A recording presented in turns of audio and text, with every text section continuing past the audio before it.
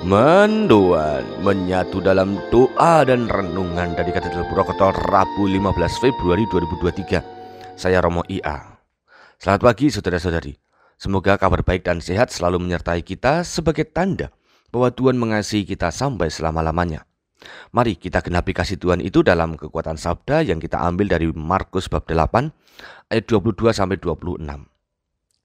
Dalam nama Bapa dan Putra dan Roh Kudus. Amin. Tuhan bersamamu dan bersama rohmu. Inilah Injil suci menurut Markus, dimuliakanlah Tuhan. Pada suatu hari Yesus dan murid-muridnya tiba di Betsaida. Di situ orang membawa kepada Yesus seorang buta dan mereka memohon supaya ia menjamah dia. Yesus lalu memegang tangan orang buta itu dan membawa dia keluar kampung. Lalu ia meludahi mata si buta dan meletakkan tangan di atasnya. Ia bertanya, "Sudahkah kau lihat sesuatu?" Orang itu memandang ke depan lalu berkata, "Aku melihat orang. Kulihat mereka berjalan-jalan, tetapi tampaknya seperti pohon-pohon yang berjalan." Yesus kemudian meletakkan tangannya lagi pada mata orang itu. Maka orang itu sungguh-sungguh melihat dan telah sembuh, sehingga ia dapat melihat segala sesuatu dengan jelas. Sesudah itu, Yesus menyuruh dia pulang ke rumahnya dan berkata, "Jangan masuk ke kampung." Demikianlah sabda Tuhan. Terpujilah Kristus. Saudari-saudara, jika kita sungguh-sungguh membaca teks Injil hari ini, tampak ada keindahan dalam karya Yesus.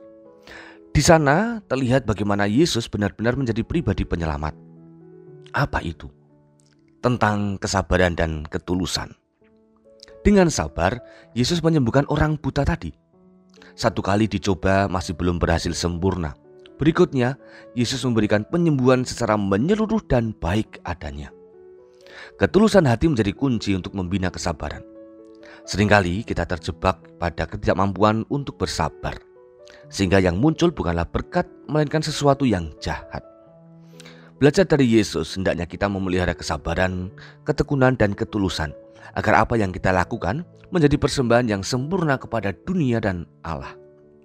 Saudari-saudara, mungkin jika kita berhadapan dengan orang yang kurang kooperatif misalnya, atau berjumpa dengan mereka yang nyinyir, atau bahkan jika kita dipaksa untuk bekerja bersama orang yang tidak satu tipe dengan kita, seringkali reaksi kita adalah tidak sabar. Disitulah sesungguhnya ketulusan kita menjadi mandul. Maka baik jika hari ini kita memohon rahmat kesabaran. Yesus yang sabar tadi telah menyembuhkan orang buta. Kesabaran itu semakin menampakkan kemuliaan Allah dan membawa penghayatan atas jalan pengabdian yang dipilih oleh Yesus. Maka mari, sekarang kita mohon agar kesabaran diri kita semakin matang dan akhirnya kita mempunyai ketulusan murni sebagai alatnya Tuhan dalam pelayanan kepada sesama maupun kebaktian kepada Allah. Tuhan memberkati. Mari berdoa. Allah Bapa Maha Kasih, syukur bahwa Engkau selalu sabar menemani kami. Engkau membentuk kami sedemikian rupa dengan ketulusan hati. Maka buatlah kami juga mampu meneladani nilai-nilai Kristiani yang telah Engkau hidupi ini. Semoga kami pun semakin berkenan kepadamu. Demi Kristus Tuhan kami. Amin. Tuhan bersamamu dan bersama rohmu.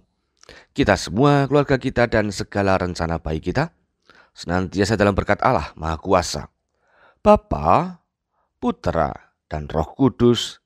Amin. Saudari-saudara, selamat beraktivitas, Tuhan memberkati. Salam mendoan.